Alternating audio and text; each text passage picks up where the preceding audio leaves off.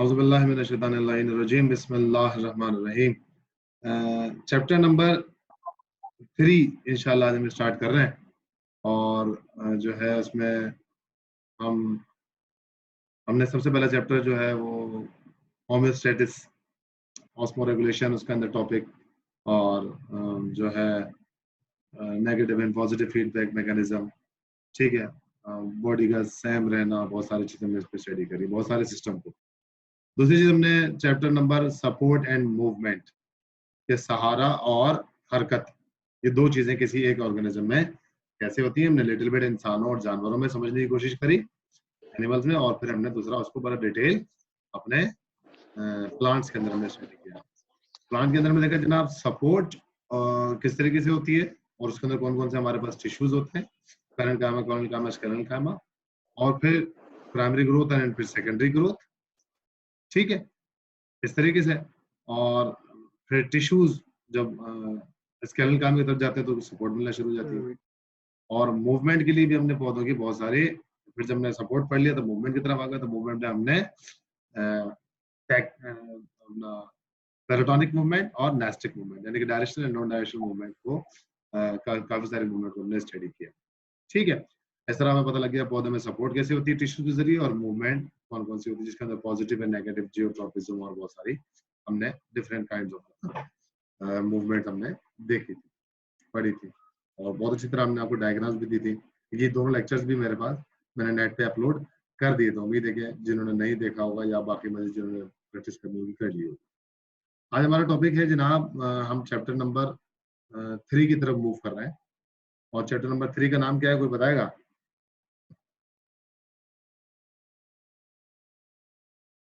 Coordination and control. जी जनाब, बहुत शुक्रिया। अच्छा जनाब, कोऑर्डिनेशन एंड कंट्रोल, हम इस पे आज हम गुफ्तगू करेंगे।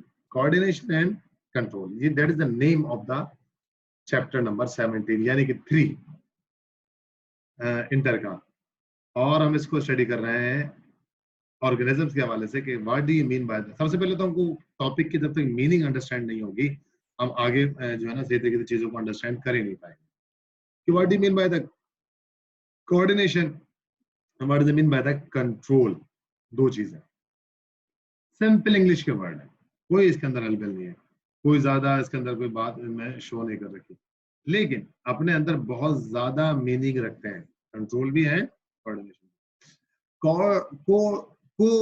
कोऑर्डिनेट, कोऑर्डिनेशन भी खुद दो लफ्जों का मजमुआ, समझिएगा गौर से। को मतलब टू, जैसे को एजुकेशन गर्ल्स एंड बॉयज, ठीक है ना, कॉर्पोरेशन, ठीक है, मतलब जिसमें एक से ज्यादा का इल्हाक हो, इल्हाक मतलब मिल के काम करना हो, जिस काम के अंदर एक से ज्यादा चीजें, आप जैसे कि मशीन जो होती है, तो कोई भी मशीन ले लें, कोई भी एग्जांपल ले लें, आप अपने मोबाइल की एग्जांपल ले लें, आप अपने किसी भी चीज, किसी गैजेट की एग्जांपल ले लें, किसी पानी की मोटर की एग्जांपल ले लें, उसके इंजन में जबरदस्त कोऑर्डिनेशन हो रहा होता है। विदाउट कोऑर्डिनेशन एक इंजन काम नहीं कर सकता, क्योंकि एक इंजन में कई ज्यादा छोटे मोटे बड़े पुर्जे लगे हुए हैं, जब तक वो आपस में मिल के काम नहीं करेंगे तो इंजन स्टार्ट नहीं होगा, फिर इंजन गाड़ी को नहीं चलाएगा। इसी तरीके से कोऑर्डिनेशन मतलब बाहमी ताल्लुक, आपस में मिलकर काम करना, ठीक है, एक दूसरे के साथ मिलकर काम करना, ये कोऑर्डिनेशन कहलाता है, ठीक है। अब हमारे जिस्म की अगर आप गौर करें, अपने जिस्म में, तो हमारे बॉडी के अंदर तकरीबन कम बेश 11 सिस्टम होते हैं।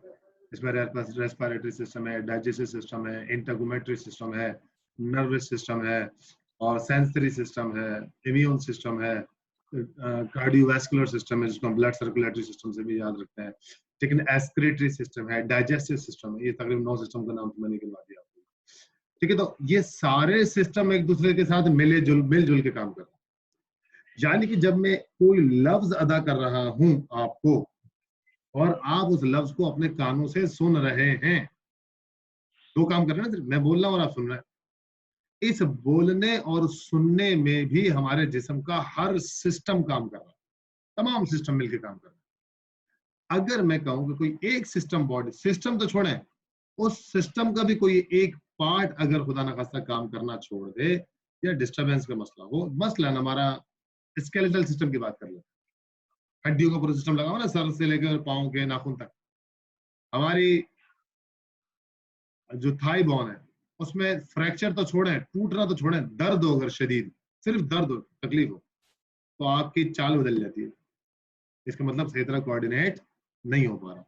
जब कोऑर्डिनेट नहीं हो पा रहा तो जो चलने और मूवमेंट का प्रोसेस है वो डिस्टर्ब होना शुरू हो जाता है। ठीक, ज्यादा तकलीफ हो किसी जगह पर तो आपकी आवाज भी बहुत साफ नहीं निकलती, दर्द वाली आवाज निकलती है। कोई फौरन कहता है कुछ नजला होता है तो फौरन आपसे फोन पे कहता है कि अरे नजला हो रहा है कि आवाज आपकी डिस्टर्ब हो रही है।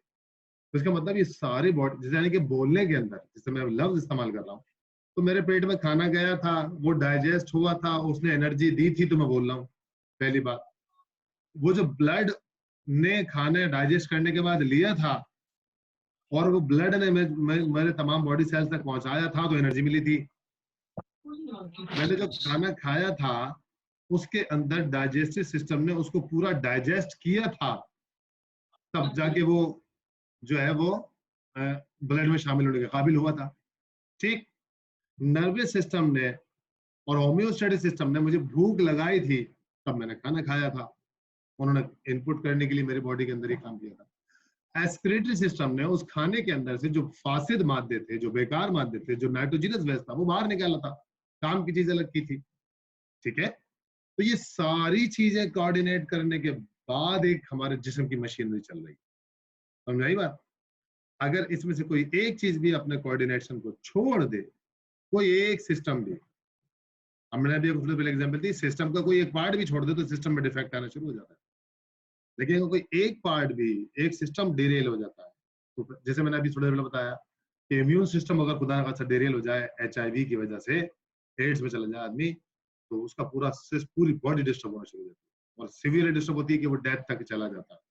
ठीक है, तो हम इस निज़ाम खिलकत पे गौर करें, अगर कि इतना कॉम्प्लिकेटेड सिस्टम जो हमारे जिस्म के अंदर फिट हुआ है, आंख, नाक, हवा से खम से आंख, नाक, कान, पाँव, हाथ, सेंसरी सिस्टम जो हमारे जाहिर नजर आ रहे हैं, फिर हमारे जिस्म के अंदर बहुत कुछ लगा हुआ है, वो सारी चीजें जबरदस्त तरीके से कंट्रोल मैकेनिज्म के जरिए काम कर रही है। क्या आपको पता है इस वक्त आपकी बॉडी के अंदर ब्लड सर्कुलेट कर रहा है? पता है, लेकिन क्या महसूस कर सकते हैं? कहीं से लग रहा है कि आपको जैसे पाइप के अंदर से पानी बहता हुआ आप महसूस करते हैं कि आपकी ब्लड के अंदर खून बह रहा है? नहीं महसूस कर सकते आप। आपका दिल धड़क रहा है, धक धक आवाज से पता लग रहा है, लेकिन क्या आपको पंपिंग स्टेशन महसूस हो रहा है? क्या आपको किडनी जो ब्लड फिल्टर कर रही है उसके अंदर से गंदे मादे, फासिद मादे निकाल रही है, नाइट्रोजन वेस्ट अंदाजा हो रहा है? नहीं। आपका लंग सिर्फ चेस्ट कैविटी ऊपर नीचे हो रही है, बस ये पता लग रहा है कि आपको सांस आ रहा है, लेकिन वो किस तरीके से ऑक्सीजन ले रहा है, ऑक्सीजन पूरी बॉडी के हर सेल तक पहुंचा रहा है और वहां से कार्बन डाइऑक्साइड लेकर दोबारा आपके नाक से बाहर निकाल रहा है। 1 सेकंड में ये सारा काम हो जाता है। ठीक है, आपको सुई चुभती है, आप फौरन हाथ हटा लेते हैं, सुई ने लगा भी था, दर्द दिमाग तक पहुंचाया भी था, दिमाग ने डिसीजन लिया था कि इस हाथ को हटा लें। ये सारा काम एक लहजे के 1000वें सेकंड के 1000वें हिस्से में होता है। ठीक है ना? लेकिन क्या आप सुई पे हाथ लगा के रखते नहीं, ब्रेन से मैसेज आएगा तो हटाऊंगा ना? यानी कितना फास्ट एंड फ्यूरियसली ये सारा कोऑर्डिनेट कर रहा होता है। अगर इस तमाम में से कोऑर्डिनेशन मतलब बाहमी ताल्लुक आपस का निकाल दें तो पूरा पूरा सिस्टम बेकार, पूरा जिस्म बेकार, यानी कि ऑर्गेनिज्म खत्म हो जाएगा। इन तमाम चीजों का आपस में जबरदस्त तरीके से काम करना ही जिंदगी की अलामत है। और ये सारा काम हमारा साइंस तो खैर इस चीज को नहीं एक्सेप्ट करती, लेकिन रूह से भी जाके कनेक्ट होता है। क्योंकि जिस्म अगर पूरा पड़ा हुआ है और उसे कोई प्रॉब्लम नहीं थी तो वो मर क्यों गया? उसके जिस्म में ऐसी कौन सी चीज थी जो इन तमाम चीजों को कनेक्ट करे हुई थी? दिल यानी सर्कुलेटरी सिस्टम को, डाइजेस्टिव सिस्टम को, इंटेगुमेटरी सिस्टम को जो हमारा स्किन और नाखूनों का सिस्टम होता है, हमारे रेस्पिरेटरी सिस्टम को, हमारे डाइजेस्टिव सिस्टम को, हमारे नर्वस सिस्टम को, कौन सी चीज थी जो आपस में मिला के चला रही थी, एक साथ यकजान करके चला रही थी? अभी बंदे में से रूह निकली, उसे कोई मसला नहीं था, सिर्फ एक सिस्टम की प्रॉब्लम थी, या दिल का मसला था, या खांसी नजला जुकाम था, या कोरोना की वजह से सिर्फ लंग्स प्रॉब्लम कर रहे थे उसको। ठीक है ना? लेकिन कौन सी चीज थी कि उसके अंदर से निकल गई कि अब सारी कोऑर्डिनेशन खत्म हो गई एकदम? ठीक है ना? इसके ऊपर भी कभी हम पहलू पे गुफ्तगू करेंगे। अभी तो आपको साइंस पढ़ा रहे हैं सिर्फ, लेकिन साइंस बेहतरीन जरिया है अल्लाह के बातों को समझने का, जो अल्लाह ने क्रिएशन की है। कुरान में कहा है कि गौर और फिक्र करो, रमजान का महीना भी है माशाल्लाह से। तो जब हम बायोलॉजी, फिजिक्स, केमिस्ट्री, मैथ्स पढ़ते हैं तो असल में तफसीर कुरान ही पढ़ रहे होते हैं, क्योंकि साइंस ने इन्हीं चीजों को खोल के बयान किया। तो अगर हम कुरान और साइंस को साथ रख के पढ़ें तो हमें कुरान पढ़ने में भी मजा आएगा, साइंस पढ़ने में भी मजा आएगा। क्यों? हम बेहतरीन डॉक्टर, फिलोसफर, इंजीनियर भी बन जाएंगे, आला घर भी होगा हमारा, और हम अपने रब से कनेक्ट भी हो जाएंगे इन्हीं उलूम के जरिए से। ठीक है जनाब? तो सोचने वाली बात है कि कोऑर्डिनेशन कितनी इंपॉर्टेंट चीज है। अभी लफ्ज में सिर्फ कोऑर्डिनेशन गुफ्तगू का। अब कोऑर्डिनेशन के बाद सेकंड लफ्ज लिखा है कंट्रोल। कौन सा लफ्ज लिखा हुआ है? कंट्रोल। कंट्रोल कहते हैं किसी चीज की हरकत को अपने कब्जे में लेना। लिख ले चाहे तो बढ़िया, किसी चीज की हरकत को कब्जे में लेना, अपने काबू में लेना, अपने दस्तरस में लेना, यानी कि वो मेरे हिसाब से मूव करे। मसलन आप कार चला रहे होते हैं, या मोटरसाइकिल चला रहे होते हैं, या साइकिल चला रहे होते हैं, कोई सी भी चीज ड्राइव कर रहे होते हैं, तो आप रोड की कंडीशन देख के गाड़ी को ड्राइव करते हैं। आप सुपर हाईवे पर होते हैं, आप मोटर वे पर होते हैं, आप देखते हैं 20 किलोमीटर तक, 50 किलोमीटर तक कोई गाड़ी नहीं है, आप गाड़ी को 120 140 में गाड़ी को खींच के रखते हैं कंट्रोल के साथ, वो वाला कंट्रोल। लेकिन जब आप देखते हैं कि रश आ गया तो उसको 30-40 पे ले आता है, आप देखते हैं बिल्कुल ही बाजार आ गया तो उसको आप 5-10-20 की सिर्फ एक्सीलरेटर स्पीड पे ले आते हैं। जहां जरूरत पड़ती है वहां ब्रेक मारते हैं, जहां जरूरत पड़ती है वहां एक्सीलरेटर देते हैं, जहां जरूरत पड़ती है वहां हॉर्न देते हैं। ये सारी चीजें आप कंट्रोल कर रहे होते हैं, यानी इस गाड़ी का सारा कंट्रोल आपके हाथ में होता है, और वो आपकी सोच और फिक्र के हिसाब से, रोड की कंडीशन के हिसाब से चल रही होती है। यानी देखें, और इस कंट्रोल में कोऑर्डिनेशन आपका कितना जबरदस्त है। आप आंख से देख भी रहे हैं, दिमाग से समझ भी रहे हैं, कान से सुन भी रहे हैं, और हाथ और पांव से उस चीज को कंट्रोल भी कर रहे हैं। देखिए कितना जबरदस्त मैकेनिज्म इंसान के जिस्म में अल्लाह ने लगाया है, यानी कितनी हसीन मैकेनिज्म, मशीनरी है इंसान का जिस्म। इसलिए कहते हैं कि मन अरफ़ नफ्सहू, जिसने अपने नफ्स को, अपने जिस्म को पहचाना, फ़क़द अरफ़ रब्बहू, उसने अपने रब को पहचाना, उसने अपने क्रिएटर को पहचाना, जो इंसान को जमीन पे भेजने का मकसद भी यही है कि वो जमीन पर आया है तो ये सोचे कि मैं क्यों आया हूँ।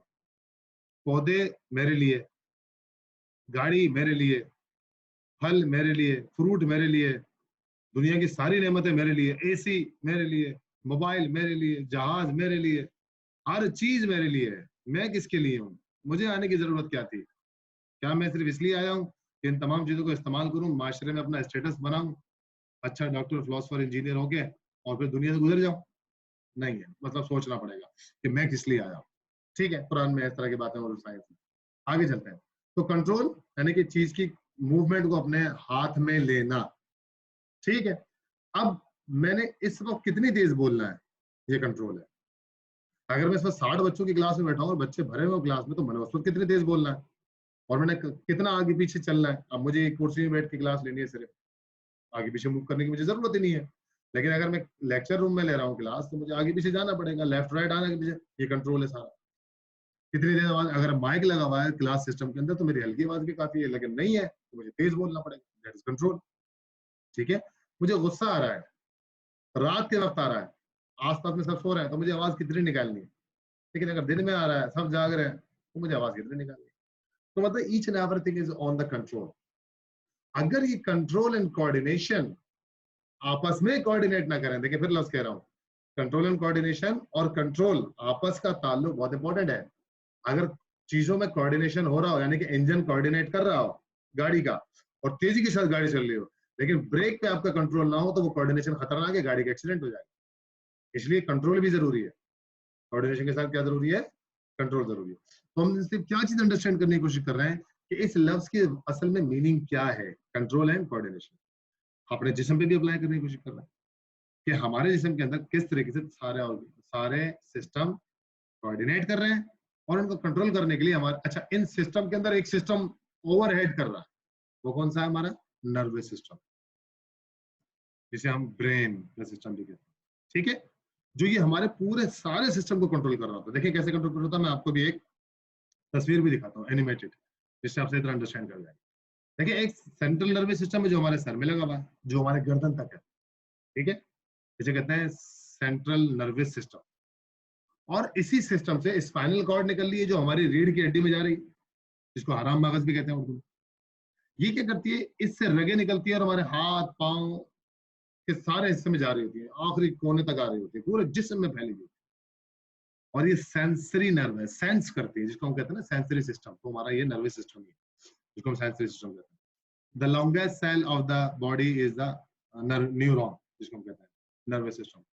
इसका हेड होता है और फिर टेल होता है। ठीक है, ये आपको डायग्राम में दिखा देंगे। ये पूरा सिस्टम हमारी पूरी बॉडी को कंट्रोल कर रहा होता है, ब्रेन के साथ कंट्रोल कर रहा होता है। यही कोऑर्डिनेशन करवाता है, यही कंट्रोल कराता है, यही बताता है कि कितनी तेज बोलना है, कितनी तेज नहीं बोलना है, कितनी तेज चलना है, कब रुकना है, कब चलना है, कब बोलना है, कब सोना है, कब खाना है, कितनी तेज मूव करना है, कितनी तेज गाड़ी चलानी है, कितनी तेज कब गाड़ी को रोकना है, कितना कोऑर्डिनेट करना है, कब कोऑर्डिनेट नहीं करना। सोते हुए भी हमारे जिस्म के सारे सिस्टम कोऑर्डिनेट कर रहे होते हैं।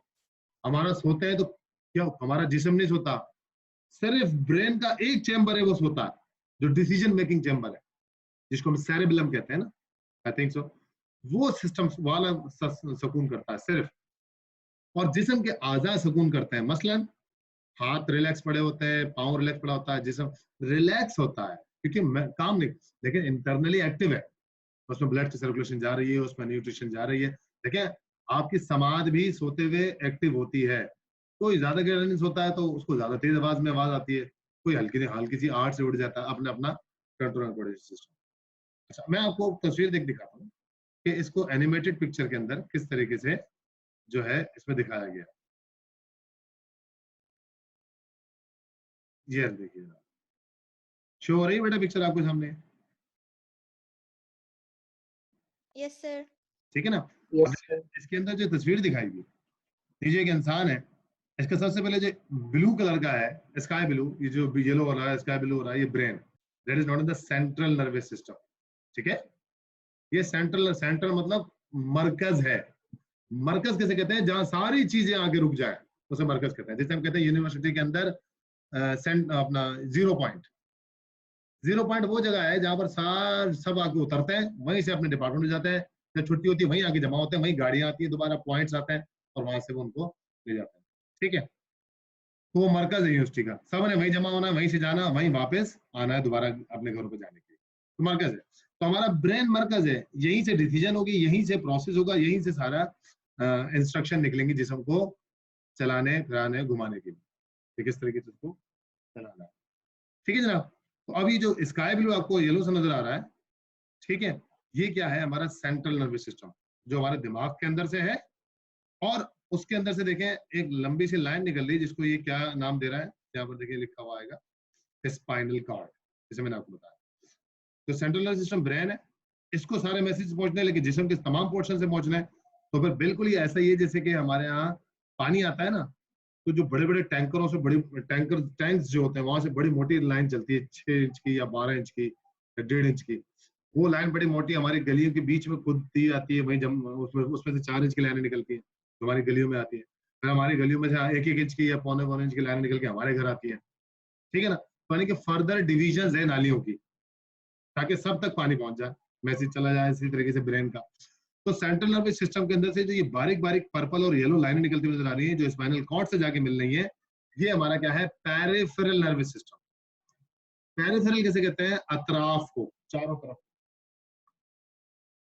पेरिफेरल कैसे कहते हैं? अतराफ को, चारों तरफ को, क्योंकि हमारे जिस्म के चारों तरफ से मैसेज जाना है।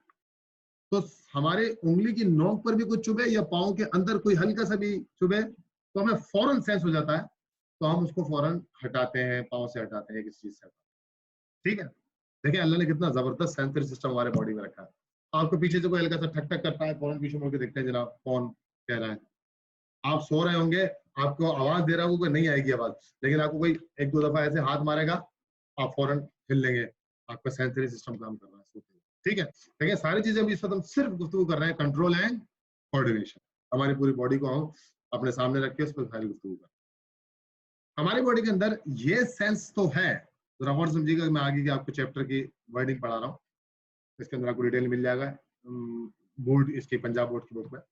हमारी बॉडी के अंदर सेंसरी सिस्टम कितना स्ट्रॉन्ग है, लेकिन हमारी बॉडी के अंदर ये सेंसरी सिस्टम फेल है कि हमारी बॉडी के ऊपर कोई वायरस आके बैठा है किसी जरिए से, या कोई बैक्टीरिया आके बैठा है, या कोई एंटीबॉडी एंटीजन आके बैठा है, उसको हमारी स्किन सेंस नहीं करती। ठीक है, हमारी बॉडी बहुत सेंसरी सिस्टम रखती है, जैसे नर्वस सिस्टम और पेरिफेरल सिस्टम आपसे डिस्कस किया हमने, लेकिन ओवरऑल इतनी बारीक नहीं करती कि हमारे बैक्टीरिया, वायरस या फंजाई को या किसी एंटीबॉडी जो हमारी स्किन पर आके बैठे उसको सेंस कर सके। तो जब नहीं सेंस करती, होता क्या है कि वो हमारे मुंह के जरिए से, जख्म के जरिए से, किसी और इनटेक के जरिए से वो ब्लड में चला जाता है। जैसे थोड़ी देर पहले हम वायरस की क्लास ले रहे थे, वायरस की प्रॉपर्टी पढ़ा रहे थे, तो वहां पर भी हमने ये बात डिस्कस की कि पैथोजन का बॉडी के अंदर जाना जरूरी है इन्फेक्शन करने के लिए। स्किन एक पहली प्रोटेक्शन लाइन है हमारी, स्किन हमारी फर्स्ट डिफेंस लाइन है। दो डिफेंस लाइन है बॉडी के अंदर, एक स्किन है, जब स्किन फेल हो जाती है किसी भी एंटीबॉडी को रोकने में तो वो ब्लड वो कहाँ चले जाता है, ब्लड के अंदर। अब ब्लड हो जाके सेकेंडरी डिफेंसिव लाइन है जो हमारे अभी हमने पढ़े टी लिम्फोसाइट्स, एड्स के अंदर, एचआईवी के अंदर पढ़ा हमने। एचआईवी क्या करता है, जाके टी लिम्फोसाइट्स जो हमारा कीन डिफेंसिव सिस्टम लाइन के बुनियादी चीज है उसको डिस्टर्ब करता है। तो जैसे ही वायरस बॉडी के अंदर जाता है, अब अंदर जाके अब हमारा जो सेलुलर सिस्टम है, जिस सेल के पास गया उसमें जो लिम्फोसाइट्स काम कर रहे हैं, टी लिम्फोसाइट्स काम कर रहे हैं, वो एक्टिव होता है और वो ये चेक करते हैं कि अब कोई खतरनाक चीज बॉडी के अंदर आई जो बॉडी के काम की नहीं बल्कि बॉडी को खराब करेगी। तो फिर हमारा सेकेंडरी जो डिफेंसिव सिस्टम है वो बैकअप होता है और वो उसके अगेंस्ट काम करता है और फिर बचाने की कोशिश करता है और फिर उसके खिलाफ रेजिस्टेंस क्रिएट करता है। ठीक है ना। हमारा इसका मतलब क्या हुआ, इसका मतलब ये होगा कि हमारा जो इंटरनल सेंसरी सिस्टम है वो हमारे एक्सटर्नल सेंसरी सिस्टम से ज्यादा स्ट्रॉन्ग है। क्यों? क्योंकि एक्सटर्नल तो सिर्फ आपके हाथ की महसूसात को, कीड़े की, मच्छर की बैठने की महसूसात को, कभी कभार तो हमें मच्छर के बैठने का एहसास भी नहीं होता, जब वो हमें काटने लगता है, खून पीने लगता है, तब हमें चुभता है, तब हम हाथ लगाते हैं। कभी कभार मक्खी के बैठने का एहसास भी नहीं होता। ठीक है ना। लेकिन हमारा इंटरनल सिस्टम इतना स्ट्रांग है कि वो वायरस या बैक्टीरिया जैसी जो अनसीन हमारी आंख से नजर नहीं आता उसको भी वो डिटेक्ट कर लेता है, जबरदस्त तरीके से डिटेक्ट कर लेता है। ठीक है। तो ये हमारी गुफ्तगू हुई कंट्रोल एंड कोऑर्डिनेशन के ऊपर। अब मुझे मतलब रिस्पॉन्स देके बताएं कि क्या बात समझ में आई कंट्रोल एंड कोऑर्डिनेशन की, कि किसे कहते हैं, क्या कहते हैं, कुछ बात समझ में आई, बताइए सब।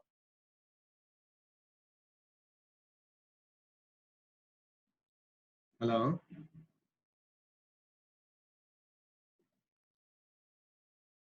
सर। हेलो। जी जी जी बेटा रिस्पॉन्स दीजिए कि कंट्रोल एंड कोऑर्डिनेशन की कुछ वर्ड मीनिंग समझ में आई कि हमारे बॉडी में किस तरह काम करता है, और कुछ बात क्लियर हुई, कॉन्सेप्ट क्लियर हो रहा है कंट्रोल एंड कोऑर्डिनेशन के हवाले से, Yes, या sir. कोई सवाल हो इसके बारे में जो आया हो आपके दिमाग में? No, sir. क्योंकि सवाल से भी बहुत सारी बातें क्लियर हो जाती है कि हाँ भाई बाकी बात समझ में आ रही है जब भी आगे का सवाल करता है बच्चा ना।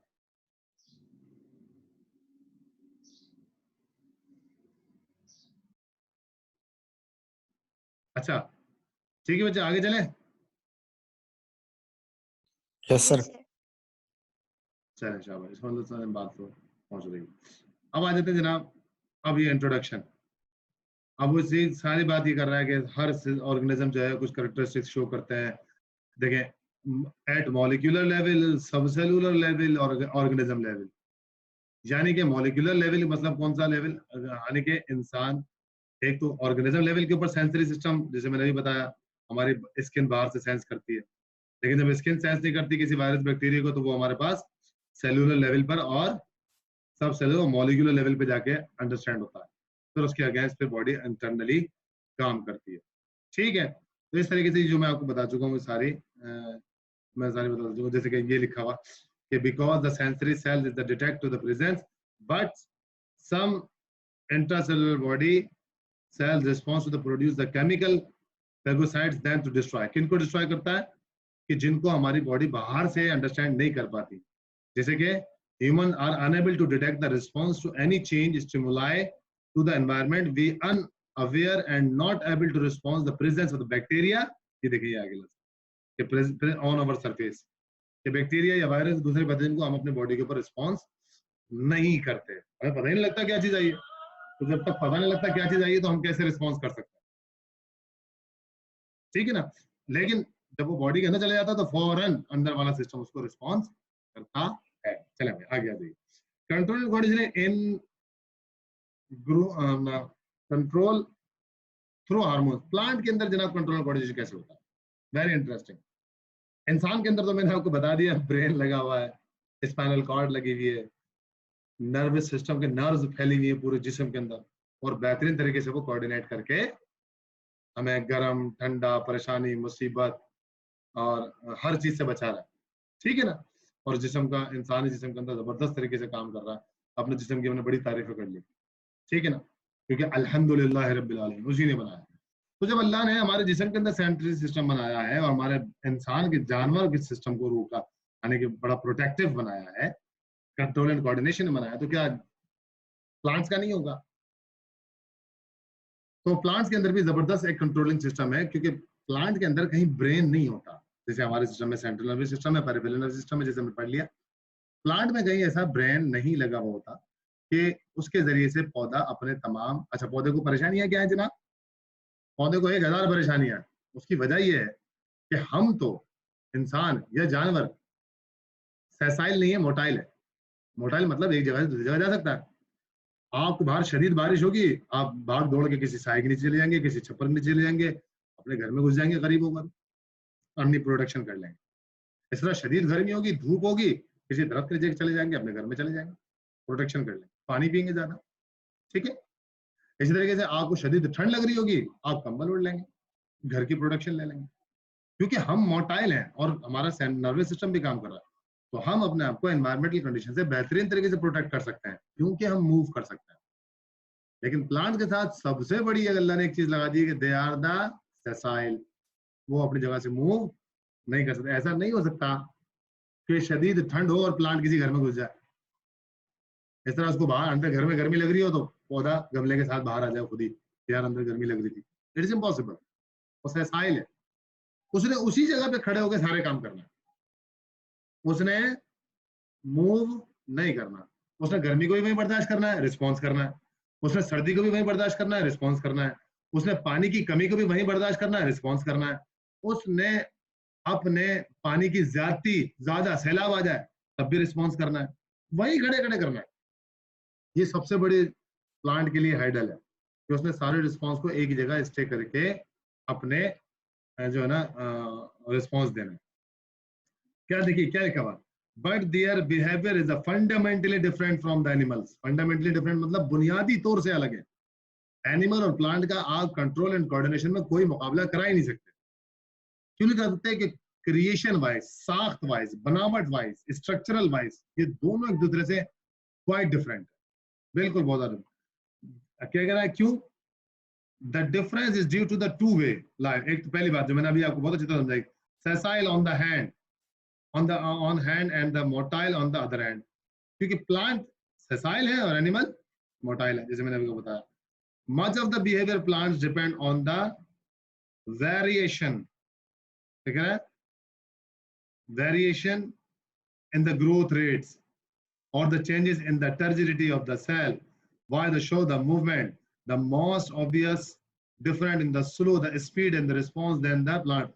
क्या कर रहा है? प्लांट को अपनी ग्रोथ का रिस्पॉन्स, अपने पानी हासिल करने का रिस्पॉन्स, अपने आप को ऑस्मो रेगुलेशन करना, यानी पानी बॉडी के अंदर मेंटेन करना, टर्जिडिटी होना, प्लाज्मोलाइज होना, यानी कि सेल का श्रिंकेज हो जाना, जो हम चैप्टर नंबर 14 में पढ़ते हैं, ये सब चीजें उस बेचारे ने वहीं खड़े होकर। आप पौधे को पानी ना दें ना दें ना दें ना दें, बेचारा वो खुश्क होना शुरू, ड्राई, पहले मुरझाएगा, विल्ट हो जाएगा, नाराज जिसे कहते हैं, विल्ट हो जाएगा, सूखना शुरू हो जाएगा। आपसे शिकायत नहीं करेगा कि मुझे पानी नहीं दिया आप।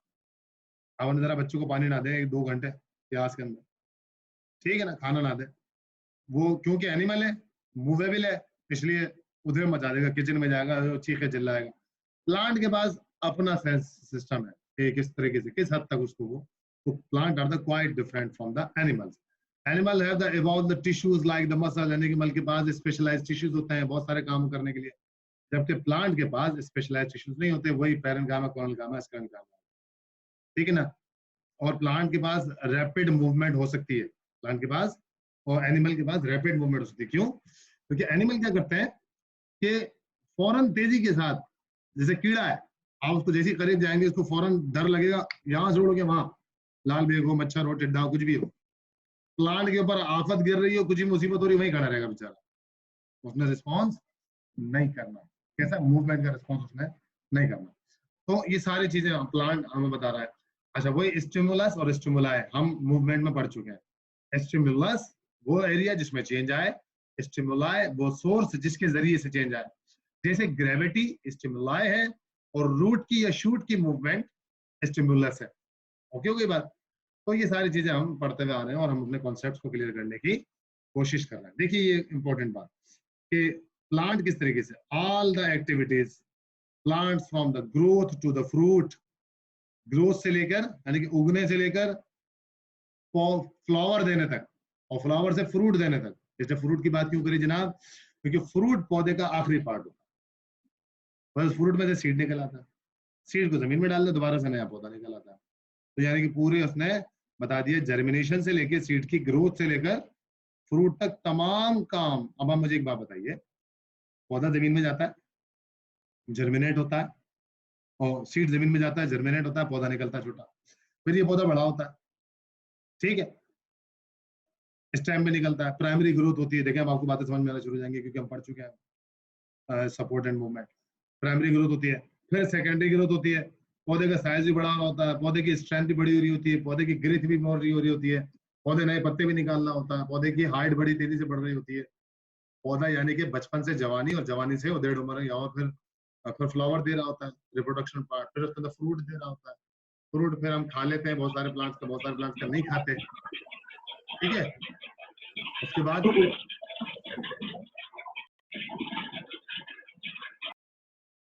बहुत सारे पौधों प्लांट की फ्रूट्स हम खाते हैं। अब वो जब पौधा बड़ा हो जाता है, फ्रूट देता है, फ्रूट के अंदर से वो सीड निकलता है, दोबारा बच्चा पैदा करवाना हो गई प्लांट की साइकिल पूरी एंजियोस्पर्म प्लांट की। ये मुझे बात बताइए, ये सारे काम हो रहे हैं, बच्चा पौधा सीड से निकला, बड़ा भी हो गया, बच्चे भी दे दिए उसने, फल भी दे दिए, क्या इसके अंदर कोई कोऑर्डिनेशन और कंट्रोल का सिस्टम नहीं होगा कि पौधे की ग्रोथ कब करनी है, कैसे करनी है, सीड कब जर्मिनेट होना है, कब जर्मिनेट नहीं होना, कितनी तेजी, कब तक प्राइमरी ग्रोथ होनी है, फिर कब सेकेंडरी ग्रोथ होनी है, फिर कब सेकेंडरी ग्रोथ के बाद से फ्लावर निकलना है, फिर कब उसमें फ्रूट निकलना है, फ्रूट के बाद उसमें से सीड निकलना है, फिर सीड में से दोबारा ऐसी क्या चीज है कि दोबारा से सीड को जर्मिनेट कराएगा, ठीक है ना। तो ये सारी चीजें हो रही हैं, क्या प्लांट के अंदर कंट्रोल एंड कोऑर्डिनेशन नहीं होगा? यकीनन होगा, लेकिन बगैर कंट्रोल एंड कोऑर्डिनेशन के इतना वेल मैकेनिज्म सिस्टम नहीं चल सकता। किसी छोटी से छोटी ऑर्गेनाइजेशन हो या बड़ी से बड़ी ऑर्गेनाइजेशन हो, उसके अंदर जब तक ऑर्गेनाइजेशन नहीं होगी, एक सिस्टम नहीं होगा, तो वो चीजें कभी भी अपनी ऑर्गेनाइजेशन अपनी प्रोडक्शन देगी नहीं, काम ही नहीं हो सकेगा। स्कूल कॉलेज में आप जाते हैं, ये सब चीजें देखते हैं आप, ठीक है।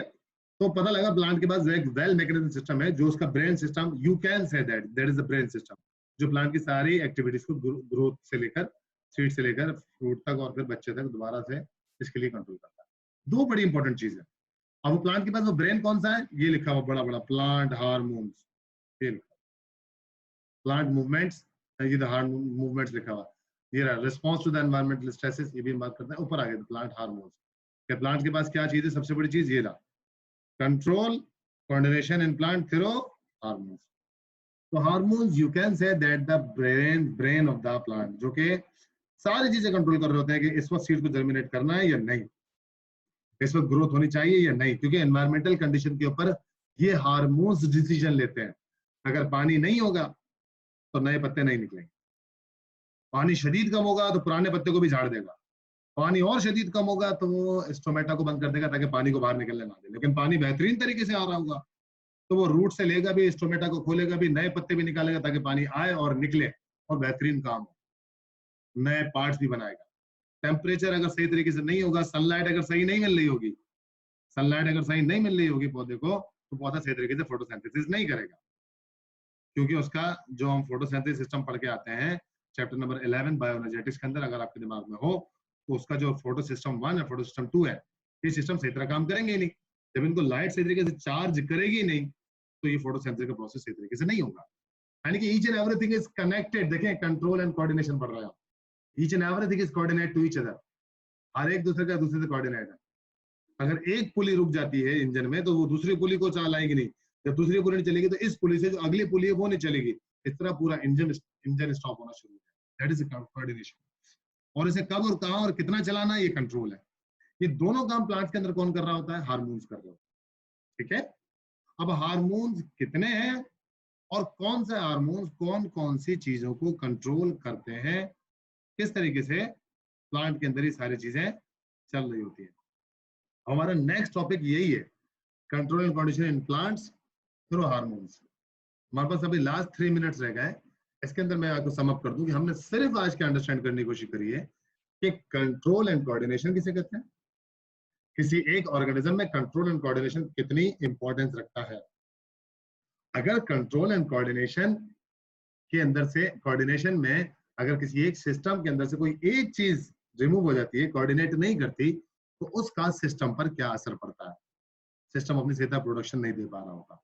ठीक है, फिर हमने देखा कि कंट्रोल क्या चीज है, कि जब कोऑर्डिनेशन सारी होती है तो कंट्रोल क्या चीज है कि इन कामों को एक लिमिट में रखना, ना जरूरत से ज्यादा हो ना जरूरत से कम हो, इसे हम कंट्रोल कहते हैं, कि अपने काबू में रखना और अपने हिसाब से इन चीजों को चलाना। आपकी आवाज का इस्तेमाल, आपके चलने का इस्तेमाल, आपके बोलने का इस्तेमाल, आपके कान का इस्तेमाल। आप जब कोई नात या नोहा, आप नात या कोई किरात या तिलावत सुनते हैं तो वॉइस इतनी रखते हैं कि आपके कानों को अच्छी लगे। लेकिन कभी आप ऐसी जगह पर जाते हैं जहाँ शदीद साउंड होता है तो you are, it is irritating to you, मतलब वो नॉइस पॉल्यूशन है। क्यों? क्योंकि अल्लाह ने एक लेवल रखा है कानों को बर्दाश्त करने का। जब उससे ज्यादा लेवल का साउंड आपके कान में जाएगा तो फिर आपको इरिटेट करेगा, वो नॉइस पॉल्यूशन कहलाएगा। पॉल्यूशन मतलब वो एनवायरनमेंट को कंटेमिनेट करेगा, यानी कि एनवायरनमेंट अब आपके लिए विजिबल नहीं है। तो हम सिर्फ गुफ्तगू करें। फिर हमने देखा कि एक जानदार में, एक इंसान में, बिलखुसूस इंसान के अंदर किस तरह सेंट्रल नर्वस सिस्टम और पेरिफेरल नर्वस सिस्टम मिलके पूरे जिस्म को कोऑर्डिनेट करते हैं। हमने में सिस्टम्स के नाम भी पढ़े, ठीक है ना। याद रखें बेटा, इस चैप्टर को मैं, इस लेक्चर को अपलोड कर दूंगा रात में, इसको दोबार बार सुनिएगा। अपने सामने स्क्रीन के ऊपर ये पीडीएफ की बुक रखिएगा, इसको पढ़िएगा और बहुत सारे पॉइंट्स निकाल के लिखिएगा कि what is the coordination, what is the control. इसकी एग्जांपल्स भी लिखिएगा। That is your homework. अब थोड़ा सा अच्छा होमवर्क लेने की कोशिश करें, ठीक है, कि आप अपने सामने किताब रखें, लेक्चर रखें, कोऑर्डिनेशन की कौन कौन सी एग्जांपल्स हैं, कोऑर्डिनेशन के क्या क्या फायदे हैं, कोऑर्डिनेशन की डेफिनेशन क्या है, पहली बात। इस तरह तो, हमारे बॉडी के सिस्टम में आपस में कोऑर्डिनेशन किस तरीके से होता है उसकी एग्जांपल दे दें। फिर कंट्रोल कैसे करते हैं हम चीजों को, कौन सा कंट्रोलिंग सिस्टम है, nervous system, central nervous system, peripheral nervous system, जो हमारे पूरे सिस्टम को कंट्रोल कर रहा होता है।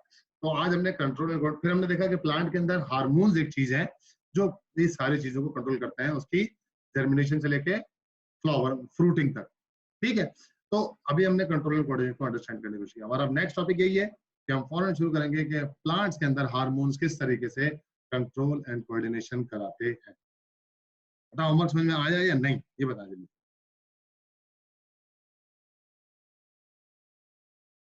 Yes sir. ठीक है, बात समझ में आ रही है? Yes, sir.